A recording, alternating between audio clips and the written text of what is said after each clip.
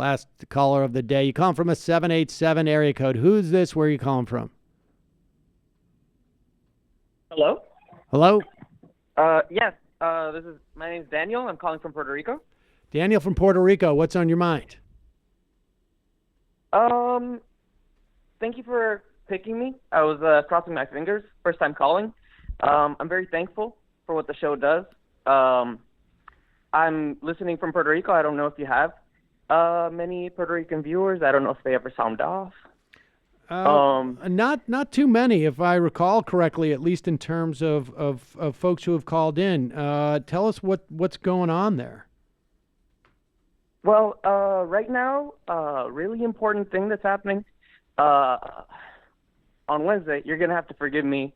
I'm kind of going through that adrenaline rush of talking on the phone to someone. On Wednesday,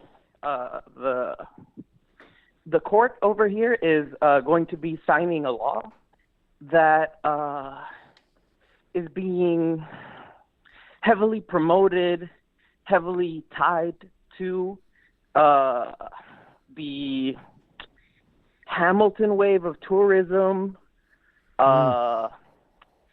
There's a lot of conflict on this side. People who are genuinely leftist can see very dirty neo-colonial happenings through Hamilton, through a lot of the pro-tourism industry that has been, feels like it's in overdrive right now.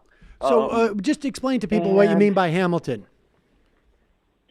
Hamilton, the Broadway musical, Lin-Manuel Miranda, he's very much sort of a poster boy for the liberal fighting against Trump. Yeah.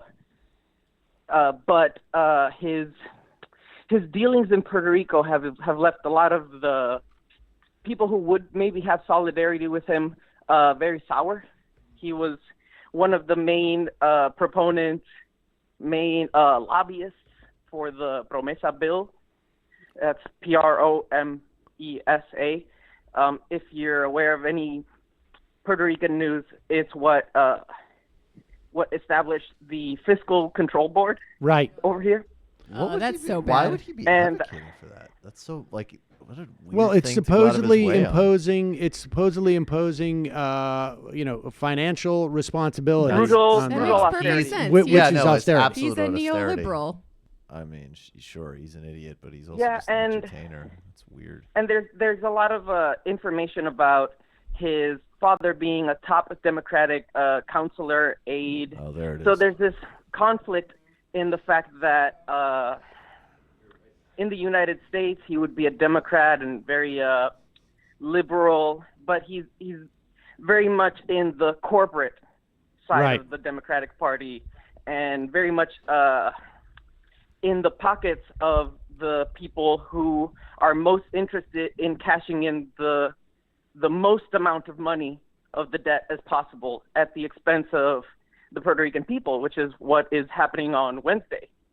On Wednesday, the 16th, the Supreme, in Spanish it's Tribunal Supremo, I guess our version of the Supreme Court is going to be signing into law a sort of a 40-year law that is going to be hitting the few working Puerto Ricans we have left the hardest. It's going from a 7% retainment of their money to 10%, and it starts off at $500 instead of the previous $1,500. So they're literally going into 10% of our paychecks now. So it's and this is yes. Sorry. So the idea is that there's a tax hike on basically low income folks in Puerto Rico. Freelancers, small business owners, coffee shop owners, the few people that could even in comparison, to United States average income per household, we're already in the poverty line. So those people who would already count as in poverty in the United States, I feel like they kind of changed the rules a little bit so that poverty doesn't count that way over here, because we would all fall in that line. Right. Kind of like messing with the statistics. But yes, the few contributing Puerto Ricans that we have left, because that's the other problem. There's simply no jobs left. A lot of the Puerto Rican diaspora has been our university graduated professionals looking for any kind of opportunity.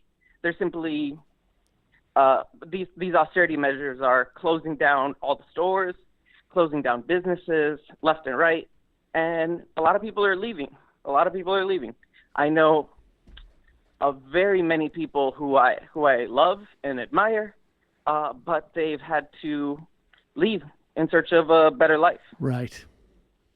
In meantime, people come swooping in who have cash, and they're basically just looking to a near-term, mid-term future where the island just becomes a resort. There's essentially a capitalism. hyper-gentrification going on. Yeah. There is a blowout sale of a lot of our land going on in legislature. There's a lot of natural reserves that are just being sold highest bidder, or actually not even highest bidder. There's been some who've gone to the lowest bidder because the person who eventually ended up buying it would be a part of the committee who made the legislation, who knew that grounds would be up for sale. Right. They'd get them at pennies for the dollar. So basically, when Puerto Rico comes into the spotlight, it's usually just a lightning rod of anti-Trump liberalism. Yeah. And a lot of the very nasty things that are happening. For example, right now there's a Democratic Latino committee meetings going on the island, where they are planning sort of the Latino agenda of the Democratic Party, where they're pushing, what's his name? Julian Castro. Yeah. As a 2020 candidate. And Lin-Manuel Miranda is actually giving talks. Man, he's such a cop, this guy. Doing lobbying directly to these government, these senators. Wow. And I'm sure this shit makes me so mad. I'm sorry. Like, I'm sure Lin-Manuel Miranda would be the first person to turn around and do performative wokeness as an excuse to beat down the left, when his own people that he claims to care about are leaving their homes. He sucks almost as much as his play. Can I just say, Nomiki Konst, another good reason to support her for public advocate, and we've talked about it on multiple shows, is she's very strong on these issues, and she's also, some of her work, she did some good reporting. Corruption in the DNC, actually. Naomi Klein, The Intercept. Tremendous articles. Okay. The only honest articles I can see on the internet are coming out of The Intercept. Yes. But anyways, I would Nomiki Konst, I think, he was very talking good. about Naomi Klein. Oh, Naomi Klein also, too. Certainly, her reporting is great on it. But specifically, there's some things that she might be able to do in the public advocate's position. I think, as an example, she's the only candidate for public advocate not going to that thing. Maybe we should also have Nelson Dennis on, who is quite good on this stuff too. Who's written the War Against All Puerto Ricans. It's more of a first-person perspective, but I really like the reporting and the illustrations that Molly Crabapple did when she went there recently as well. We had her on our show. Well, Daniel, listen, I appreciate the call, and I ran into to Nelson, I don't know, a couple of weeks ago, and we talked about having him back on soon, anyways, and so maybe we need to do that. But let me just ask you before how did you come across the show? Did you see it on YouTube or something? The algorithms. Finally, I clicked on enough decent people where your videos started to pop up.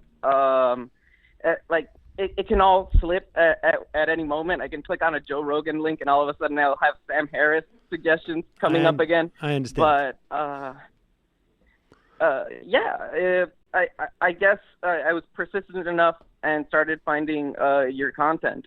All right. Well, thank you for all that you're doing. All right, Daniel, hang in there. Appreciate the call.